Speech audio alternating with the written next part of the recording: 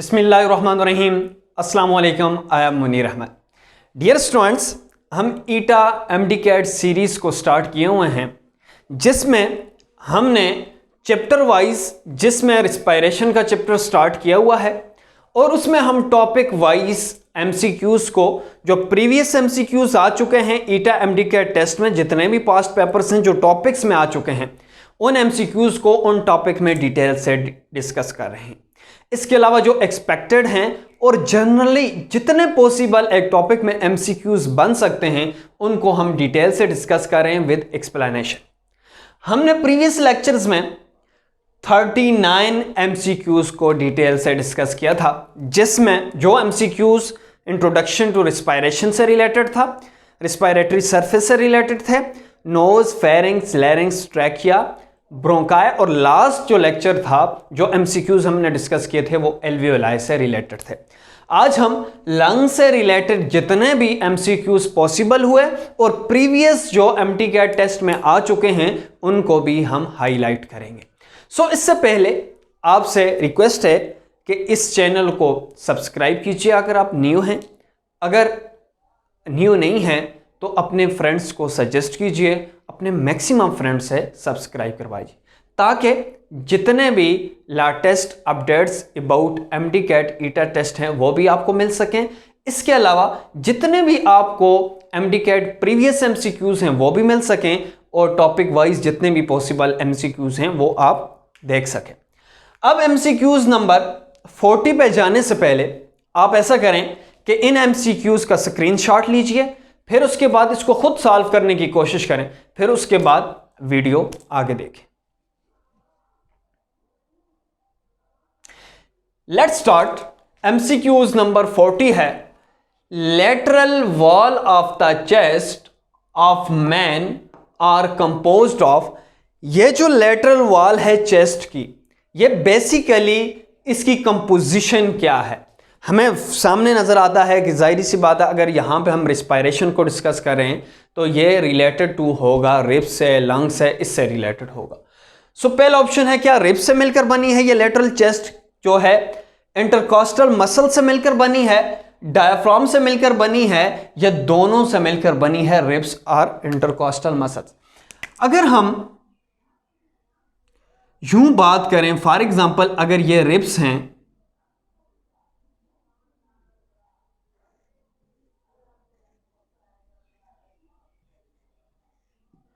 For example अगर ये ribs हैं, ये जो सामने वाली बोन है जिसको हम चेस्ट बोन कह सकते हैं, जहां पर रिब्स आकर अटैच होती हैं, इसको हम स्टर्नम कहते हैं।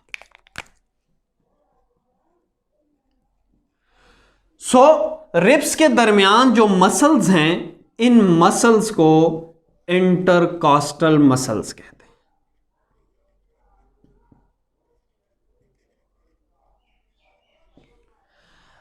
अब क्या सिर्फ रिब्स चेस्ट कैविटी बनाती हैं, जो लेटरल चेस्ट वॉल बनाती हैं?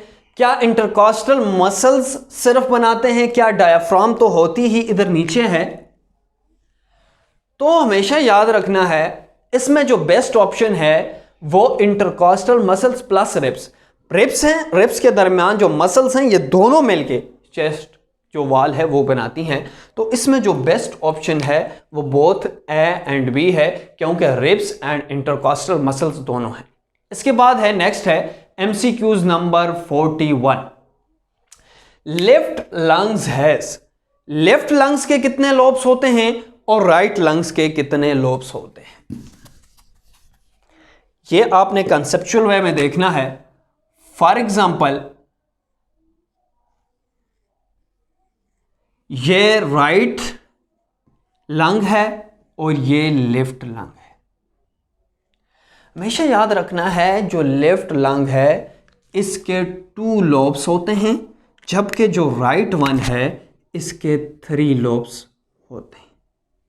इसकी ये वजह है, अब लेफ्ट वाला जो है इसका साइज भी स्मॉल है, राइट वाला है इसका साइज भी लार्ज है, क्योंकि इसमें 3 लोब्स हैं, इसमें 2 लोब्स हैं।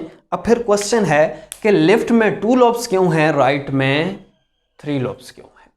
अब जो लेफ्ट वन वाला है लेफ्ट वन वाले का साइज इस वजह से कम होता है क्योंकि ये स्पेस प्रोवाइड करता है, रूम प्रोवाइड करता है हार्ट के लिए।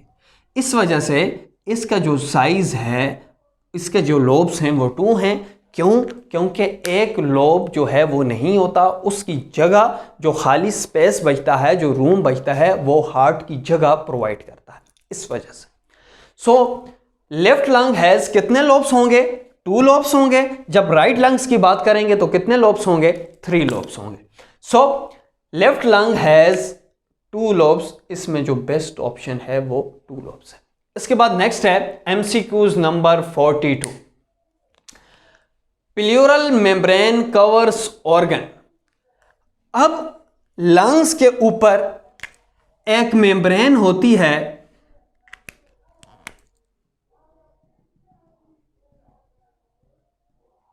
जिसको प्लूरल मेम्ब्रेन कहते हैं,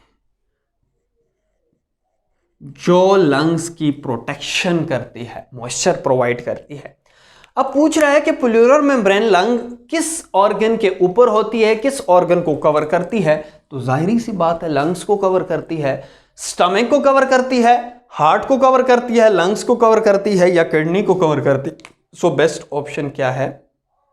करेक्ट ऑप्शन क्या है? लंग्स को कवर करती है। इसके बाद है MCQs number 43। Right lungs is bigger than, जो हम एक्सप्लेन कर चुके हैं कि राइट क्यों बिगर है, लेफ्ट क्यों स्मॉलर है। Right lung is bigger than left lung with कितने लोब्स हैं? सो राइट वन के 3 लोब्स होते हैं, 1 2 3, जबकि लेफ्ट वन के सिर्फ 2 लोब्स होते हैं। सो इसमें जो करेक्ट ऑप्शन है वो 2 है। इसके बाद एमसीक्यूज नंबर 44 है alveoli constitutes the functional unit of. Alveoli कौन से ऑर्गन की फंक्शनल यूनिट हैं? तो आपको क्लियर है कि लंग्स के अंदर जो स्मॉल सैक लाइक स्ट्रक्चर्स हैं, जो प्रीवियस लेक्चर में एमसीक्यूज और सब्जेक्टिव लेक्चर में हम डिटेल से डिस्कस कर चुके हैं, इन फंक्शनल यूनिट्स को क्या कहते हैं? एल्वियोलाई कहते हैं। सो एल्वियोलाई किसके अंदर हैं, किसकी फंक्शनल यूनिट हैं? सो एल्वियोलाई लंग्स की फंक्शनल यूनिट्स हैं। इसके बाद नेक्स्ट है pair of ribs in chest wall are. Chest wall में कितने जोड़े पसलियों के होते हैं, कितनी रिब्स होती हैं? यहां पे स्टूडेंट्स मोस्टली कंफ्यूज हो जाते हैं। अगर यह पूछा जाए कि नंबर ऑफ रिब्स, तो फिर आपने गौर करना है, पेयर्स का नहीं लिखना।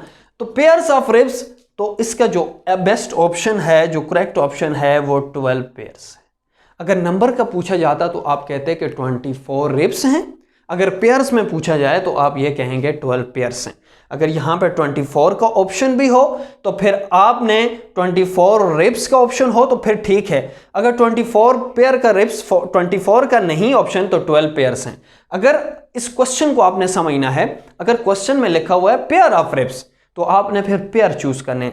अगर आपको लिखा हुआ नंबर ऑफ रिब्स तो 12 पेयर्स आपने नहीं करने, फिर आपने 24 रिब्स को करना है। यहाँ पे आपका एक फोकसिंग पॉइंट है, एमसीक्यूज है, जो इंपॉर्टेंट है, एमडीकैट टेस्ट में आ सकता है। इंशाल्लाह नेक्स्ट टाइम इंस्पायरेशन और एक्सपायरेशन से रिलेटेड जितने भी पॉसिबल एमसीक्यूज होंगे, और उस टॉपिक में एक प्रीवियस एमडीकैट टेस्ट में एमसीक्यूज आ चुका है, उसको भी हम एक्सप्लेन करेंगे। अल्लाह हाफिज।